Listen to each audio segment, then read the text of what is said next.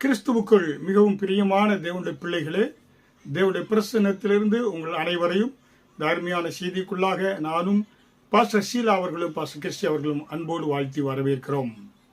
நாம் தேவனோடு இருக்கக்கூடிய அந்த நட்பினால் வரக்கூடிய லாபம் நமக்கு என்ன?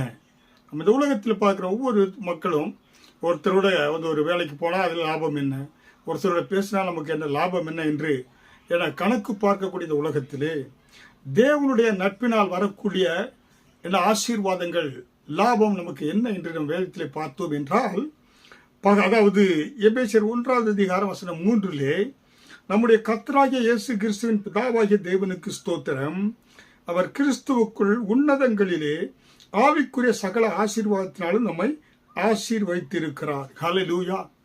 ஒவ்வொரு தேவனுடைய பிள்ளையும் ஏற்கனவே தேவன் ஆவிக்குரிய சகல ஆசீர்வாதங்களினாலும் ஆசீர்வதித்திருக்கிறார்.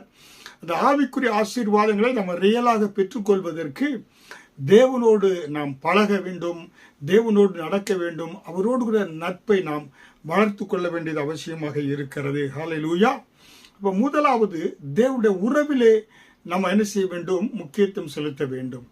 பாருங்க, ஆதியாகமம் 3:8 பகலின் குளிர்ச்சியான வேளையிலே ஏதேன் தோட்டத்தில் உலாவுகிற தேவனுடைய கர்த்தருடைய சத்தத்தை கேட்டார்கள். யார் கேட்டாங்க? ஆதாமும் ஏவாளும். ஹல்லேலூயா.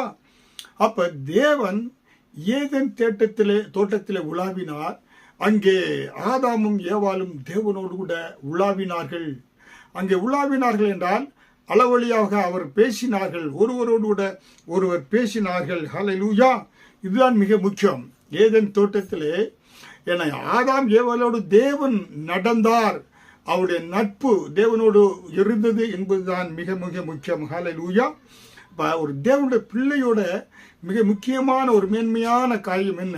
வாழ்க்கையிலே நட்பு உறவு. தேவனோடு நட்பு உறவு இருக்கின்ற பொழுது அது நமக்கு நன்மைக்கு ஏதுவாக நடைபெறும். ஹல்லேலூயா.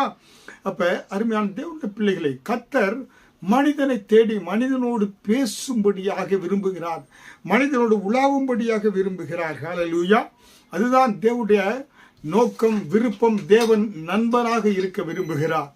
யோவான் 10:10 பார்க்கின்ற பொழுது, திருடன் திருடவும் அழிக்கவும் என்ன செய்யறான்? அவன் வாழ்க்கையில எல்லாவற்றையும் கெடுக்க வருகிறான். புரியுங்களா? ஆனால் நானோ ஜீவன் உண்டாய் இருக்கவும் அந்த ஜீவன் பரிபூர்ணப்படவும் வந்தேன் என்று சொல்கிறார். ஹல்லேலூயா. திருடன் கொல்ல வர்றான், அழிக்க வர்றான், எல்லாவற்றையும் நாசப்படுத்த வருகிறான். ஆனால் தேவனோ ஜீவன் உண்டாயிருக்கும் அந்த ஜீவன் பரிபூர்ணப்படம் வந்தேன் என்கிறார். அப்ப தேவனுடைய அன்பு தீங்கு நினையாதது. அவர் அன்பாகவே இருக்கிறார் என்று வேதம் சொல்கிறது. அவர் ஆதாமுக்கு அன்பாயிருந்தார், இனிமேல் பிறக்கப்பட்ட ஒவ்வொரு பிள்ளைக்கும் அன்பாகவே இருக்கிறார் என்று பார்க்கிறோம். மல்கியா 3:6 நான் கர்த்தர், நான் மாறாதவர் என்று சொல்கிறார். தேவனுடைய அன்பு மாறாதது, அவர் அன்பாகவே இருக்கிறார். ஹல்லேலூயா. எபிரேயர் 13:8 தேவன் நேற்றும் இன்று என்றும் மாறாதவராய் இருக்கிறார். ஹல்லேலூயா. அப்ப தேவன் நண்பராய், சிநேகிக்கக்கூடியவராய், தகப்பனாய் இருக்கிறார். நமக்கு விரோதி ஒருத்தர் இருக்கிறான், அவன் பேர் தான் சாத்தான் என்று பார்க்கிறோம், பிசாசு என்று பார்க்கிறோம். அப்படிப்பட்ட தேவன் பழைய ஏற்பாட்டு காலத்திலே அவர் தேவாலயத்தோடு தேவ பிரசன்னத்தோடு ஜனங்களோடு உலாவினவர். 2 கொரிந்தியர் 6:16 பார்க்கின்ற பொழுது, தேவனுடைய ஆலயத்துக்கும் விக்கிரகங்களுக்கு சம்பந்தம் ஏது? நான் அவர்களுக்குள்ளே வாசம் பண்ணி அவர்களுக்குள்ளே உலாவி அவர்கள் தேவனாய் இருப்பேன், அவர்கள் என் ஜனங்களாய் இருப்பார்கள். ஹல்லேலூயா. ஆண்டவர் பழைய ஏற்பாட்டு ஜனங்களோடு உலாவினார், பேசினார், நடந்தார். புதிய ஏற்பாட்டில் நமக்குள்ளே அவர் வாசம் செய்து அவர் என்ன செய்றாரு? நமக்குள்ளே அவர் உலாவக்கூடிய தேவனாய் இருக்கிறார். ஹல்லேலூயா.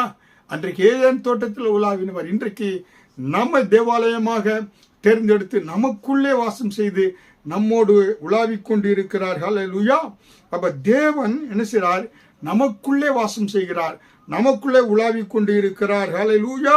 அருமையான தேவனுடைய பிள்ளைகளே, இயேசு கிறிஸ்துவனுடைய கல்வாரி பாடுகள், சிலுவைகளுக்கு அப்புறமாக இயேசு கிறிஸ்துவை ஏற்றுக்கொண்ட ஒவ்வொரு பிள்ளையையும் அவர் தேவனுடைய ஆலயமாக மாற்றி அவர்களுக்குள்ளே வாசம் செய்து அவர்களுக்குள்ளே உலாவிக் கொண்டு இருக்கிறார். ஹல்லேலூயா.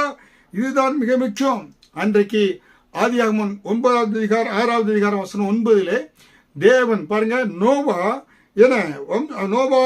தன் காலத்தில் இருந்தவர்களுக்குள்ளே நீதிமானும் உத்தமனுமாய் இருந்தான். நோவா தேவனோடு சஞ்சரித்துக் கொண்டு இருந்தான் என்று பார்க்கிறோம்.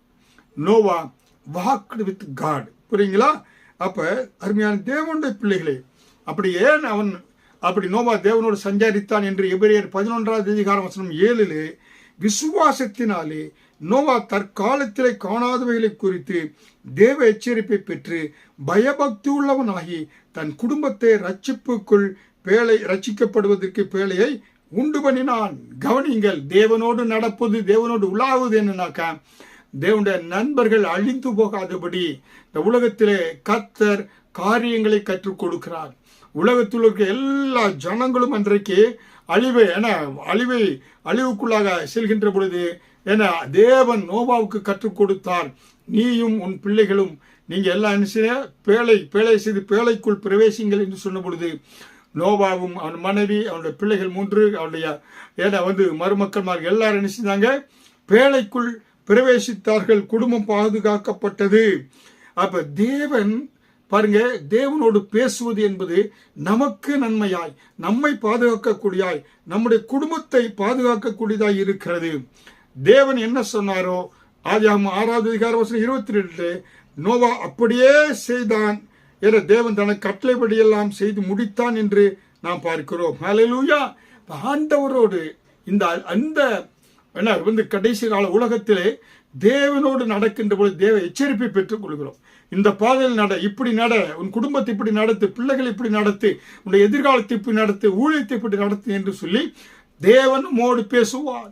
தீர்க்கதரிசனம் மூலமாக, வசனங்கள் மூலமாக தேவனுடைய ஆபத்துக்கு தேவனுடைய எச்சரிப்பை நாம் பெற்றுக்கொள்ள முடியும். ஹல்லேலூயா. அப்ப தேவனுடைய நண்பர்கள் எப்பொழுதும் தேவ சத்தத்தை கேட்கலாம். தேவ சத்தத்தின்படியாக நம்முடைய எதிர்கால வாழ்க்கையை அமைத்துக் கொள்ளலாம். அது நன்மைக்கு ஏதுவாக, பாதுகாப்புக்கு உண்டானதாக, நமக்கு ஆசீர்வாதத்துக்கு உண்டானதாக இருக்கும். தேவனோடு பேசுவது நமக்கு லாபத்தை கொடுக்கக்கூடியதாக இருக்கும். அருமையான தேவனுடைய பிள்ளைகளே, அதிகாலை எழுந்து தேவனோடு பேசுங்க. ஒவ்வொரு நிமிடம் அந்நிய பாஷையில தேவனோடு பேசுங்க. தேவனிடத்திலிருந்து எச்சரிப்பை பெற்றுக் கொள்ளுவீங்க, வழி நடத்தலை பெற்றுக் கொள்ளுங்க. உங்களுக்கும் உங்கள் குடும்பத்திற்கும் ஆசீர்வாதமாய் கர்த்தர் உங்களை வைப்பார்.